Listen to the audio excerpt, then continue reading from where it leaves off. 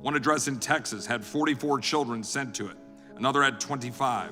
One sponsor in Bonita Springs, Florida had multiple children sent to multiple addresses, and he applied using different versions of his hyphenated surname.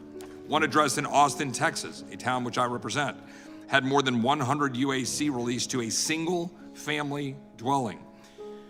Mr. Secretary, is this remotely consistent with the claims by your department that you're doing everything in your power to ensure child security? You mentioned the state of Florida in the context of, I think you characterized it as not being willing to work with HHS. On March 29th, 2023, a Florida grand jury released a report detailing the impact of the UAC influx at the southern border. The grand jury made some of the following conclusions of the Office of Refugee Resettlement, the component agency within HHS entrusted to you, Mr. Secretary. Excerpt, quote, "A disturbing pattern has emerged whereby the same sponsor applies to receive multiple UACs, sometimes at the same address, sometimes at a different one. Some individual sponsors apply to receive more than one child at more than one address simultaneously. One address in Texas had 44 children sent to it. Another had 25. One sponsor in Bonita Springs, Florida had multiple children sent to multiple addresses, and he applied using different versions of his hyphenated surname. One address in Austin, Texas, a town which I represent, had more than 100 UAC released to a single family dwelling." Mr. Secretary, is this remotely consistent with the claims by your department that you're doing everything in your power to ensure child security? Congressman, thank you for the question. All potential sponsors, anyone who wishes to apply to sponsor a child, must undergo extensive vetting process that follows child welfare best practices. We use a variety of tools. We try to monitor as best we can. And recently, through the foundational rule, we have established an even more extensive process for vetting as well. Do you believe that the HHS foundational rule from April 30th of 2024 is consistent with what you just said in terms of background checks? Is it sufficient? The foundational rule is what we built to try to give us a better way to not only care for kids, but also make sure. Does it require full public records background checks? I'm sorry? Does it require full public records background checks and FBI national criminal history checks? As I said, we follow child welfare best practices when it comes to. Yes or no, though? Do you do the full criminal history checks for the potential sponsors of these children? Well, yes, we follow best practices. Right. The answer is no.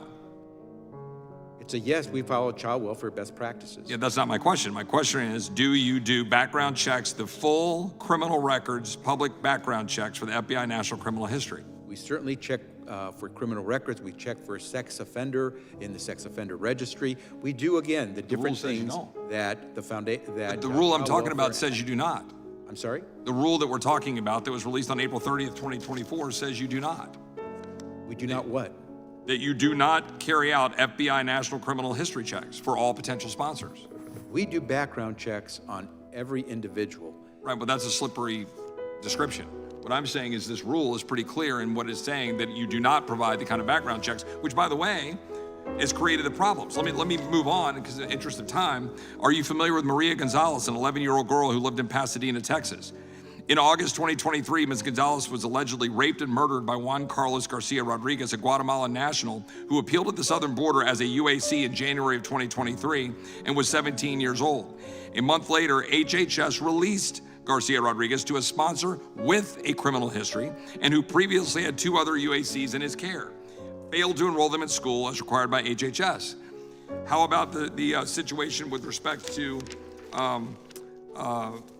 another individual, Kayla Hamilton? Are you familiar with Walter Javier Martinez? Martinez was a 17-year-old from El Salvador who appeared at the border as a UAC in March of 2022.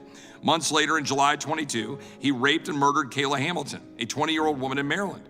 After Martinez's release from the border and before Mrs. Hamilton's tragic death, HHS released him to a sponsor in May of 2022. Despite Martinez having gang tattoos and an arrest record for illicit association with MS-13. Mr. Secretary, how can you credibly claim that HHS is working to protect these children? And by the way, children we're talking about in the order of magnitude of 400 and something thousand children, which you are dismissing that they are lost. Let me ask you a very specific question, Mr. Secretary. Can you account for the whereabouts of those 400 and something thousand children? The 320,000 that were put in the report by the Inspector General, the 85,000 that we've talked about before in 2023. Do you know where all of these children are and that they are safe? Yes or no? Congressman, as I explained the process, we get these kids when they are referred to us by the Department of Homeland Security. We then provide them with care while they are in our custody.